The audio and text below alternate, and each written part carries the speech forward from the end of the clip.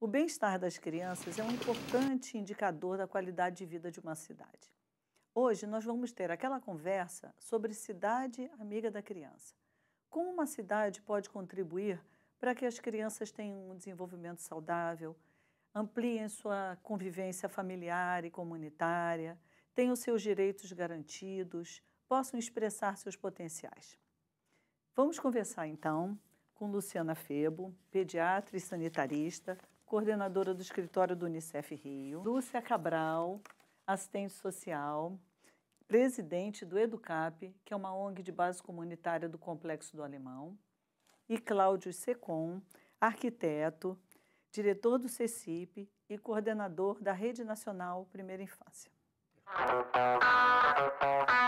A cidade amiga da criança, ela tem que valorizar o sonho de uma criança. É a cidade que sonha com todos os potenciais das crianças. A criança tem direito a uma cidade que seja amiga dela.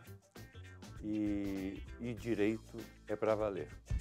Na opinião de vocês, o que caracteriza uma cidade amiga da criança? É a cidade que prioriza a criança, prioriza os espaços públicos, prioriza nas políticas públicas, prioriza no orçamento. Mas mais do que isso, acredita no potencial da criança. A criança de agora, do presente, mas também a criança que significa um futuro, significa acreditar no que está por vir. Já que dizem que a criança é o futuro, a gente precisa que essa criança tenha um ambiente saudável para a sobrevivência. A criança precisa ser ouvida e a cidade precisa ser amiga da criança, porque uma cidade amiga da criança é uma cidade boa para todo mundo. O que a gente precisa é exatamente esses encontros e essa colaboração dos diferentes. A cidade é diversa e, para isso, a gente precisa de todo mundo. Isso. E as crianças estão aí, prioridade. Uma questão importante, então, que é também da gente criar espaços de interlocução entre as crianças e os adultos, né? Porque, normalmente, você separa isso, né? E a própria forma como a gente vive, por exemplo, aqui no Rio de Janeiro, faz com que as crianças tenham seus próprios espaços, né? Eu tenho acompanhado na internet muitos debates, por exemplo, do incômodo de certas famílias quando entram com seus filhos num restaurante, numa reunião, e as pessoas estranham a presença de crianças ali, como se a gente, na verdade, também não pudesse conviver e interagir nos mesmos espaços, né? A minha mãe, ela sempre fala que, às vezes, o adulto esquece que um dia foi criança.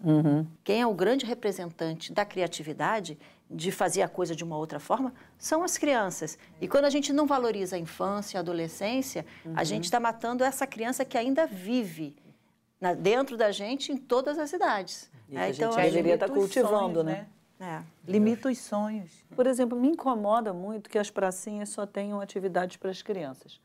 Por que um adulto não pode balançar junto com as crianças, né? O que eu observo? Quando não tem nada para o adulto fazer, ele acaba sentado, fica no celular, sem interagir com as crianças, quando é exatamente isso. Poderia ser um espaço enorme de brincadeiras coletivas, né? De interação entre as diferentes faixas de idade. Eu acho que é importante também pensar nos espaços que você vai construir para que esse encontro aconteça. A criança, ela não pode ter uma participação no planejamento da cidade como se fosse um penduricalho, entende? Como se fosse um enfeitezinho, você toma todas as decisões e aí chama a criança e ouve, que bonitinho. Não é isso. Porque na medida em que a criança participa desse processo e a sua sugestão vale, significa que essa criança está dando um passo importante, está tendo uma experiência importantíssima no seu processo de cidadania. Eu gosto da minha cidade. Eu queria brincar mais na rua. Eu gosto de chão. Eu gosto de brincar na chuva. Tem que trazer guarda-chuva. Aqui teria mais árvore. No meio da rua. Assim fica mais melhor de andar de skate, de patinete, de patins. Podia ter banana e macaco. O macaco pode sumir na árvore. Escuta!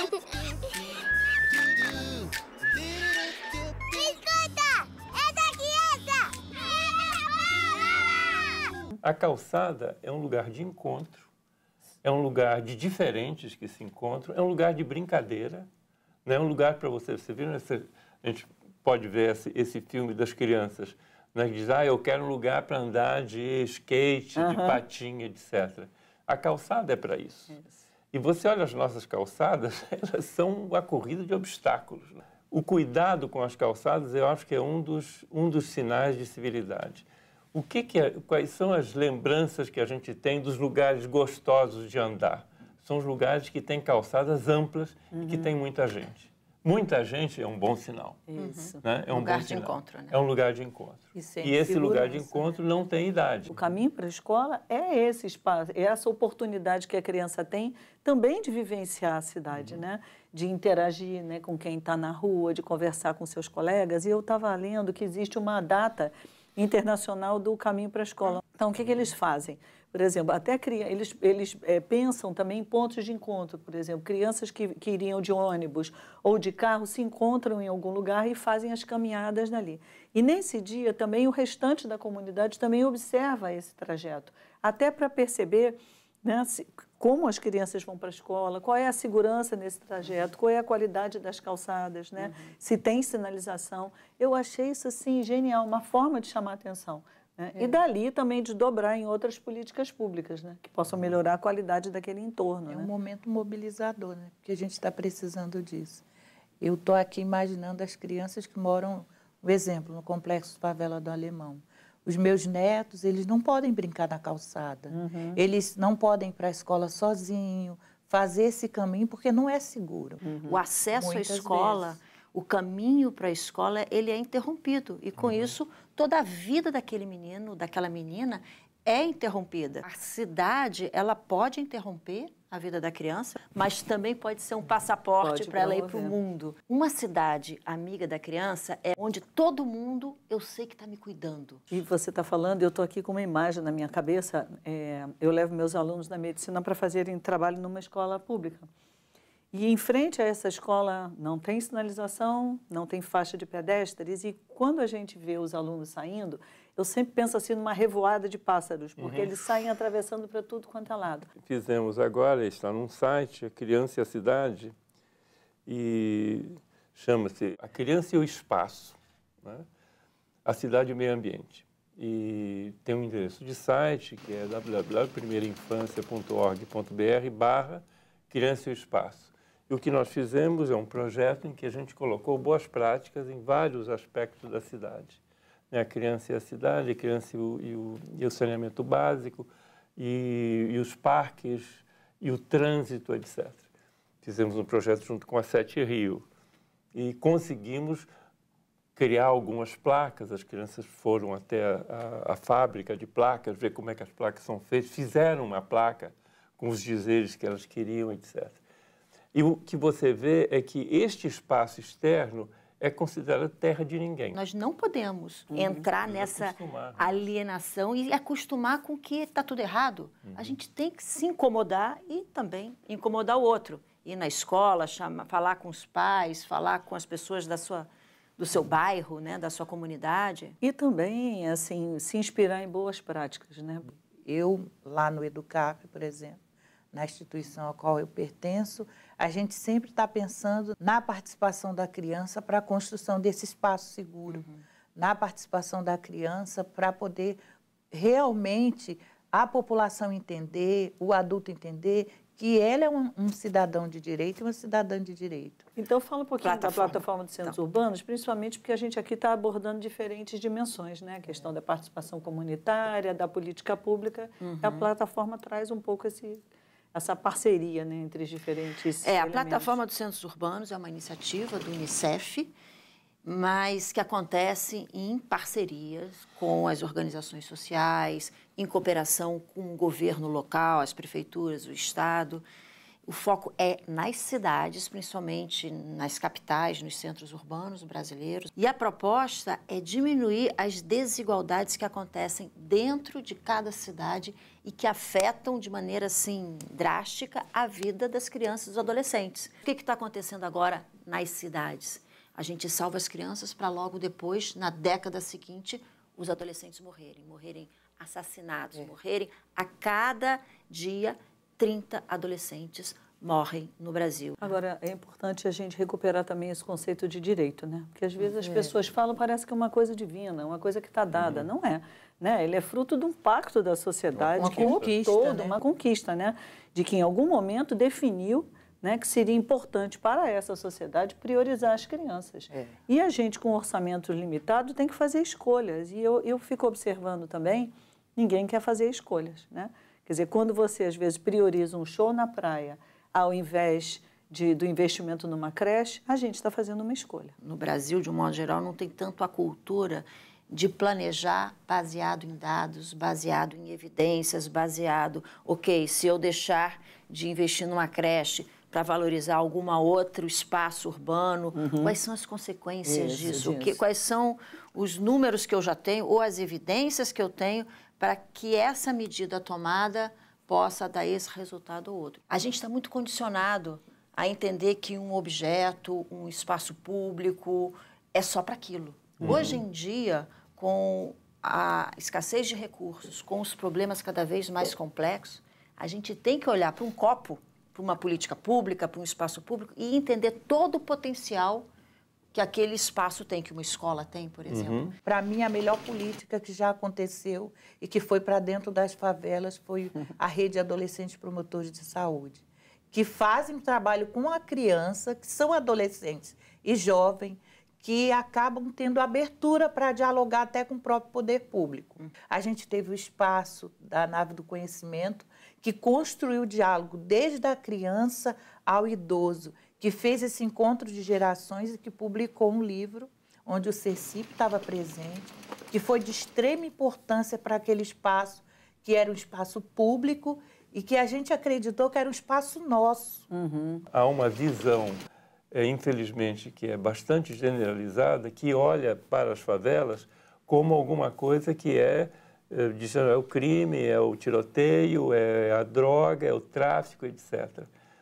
Mas não sabem que 98% das pessoas que moram nesses lugares são pessoas que têm a sua vida, que têm o seu trabalho, que têm os seus filhos e netos, que percorrem por ali e que estão sendo submetidas a um outro poder. Essas pessoas pagam impostos, elas têm os mesmos direitos. Os direitos não são permanentes, eles são permanentemente em perigo. Você precisa saber que você precisa defendê-los o tempo todo. Se nós queremos uma infância que se desenvolva, qual é o orçamento público que vai para a educação infantil? Se nós pensamos que os meninos que estão cumprindo medidas socioeducativas, eles não estão sendo ressocializados, qual é o orçamento público da prefeitura que está indo para as medidas socioeducativas de meio aberto, que é de responsabilidade da prefeitura? Agora, os recursos, eles são findáveis. Necessariamente, vai ter que ter uma priorização. E, para mim, a educação é prioridade. Uma das experiências pioneiras no Brasil é o orçamento participativo. Então, a experiência de que você coloca o orçamento para ser discutido pela comunidade e a comunidade decide quais são as prioridades, isso é absolutamente inovador, né? Revolucionário mesmo. Há um plano nacional da primeira infância e esse plano nacional ele se expressa em planos estaduais e municipais. O Rio de Janeiro tem um plano municipal de primeira infância e este plano municipal de primeira infância ele estabelece uma série de prioridades, ele dá uma série de indicações que são importantíssimas. Na realidade, nós não estamos aqui somente lutando para que haja uma prioridade. Nós estamos lutando para que essa prioridade ela seja efetiva, ela realmente aconteça. Aqui foi feito, né? Nós temos roteiro e ideias para a elaboração do Plano Municipal de Primeira Infância. É um passo a passo. Em seguida, a participação das crianças na elaboração. E a gente dá, enfim, todos os instrumentos legais, inclusive dicas de onde estão os recursos. Porque muita gente não sabe que existem recursos federais, estaduais e municipais que podem ser utilizados para isso. Eu insisto muito que a participação, eu acho que uma política inteligente, políticos inteligentes, quererão essa participação.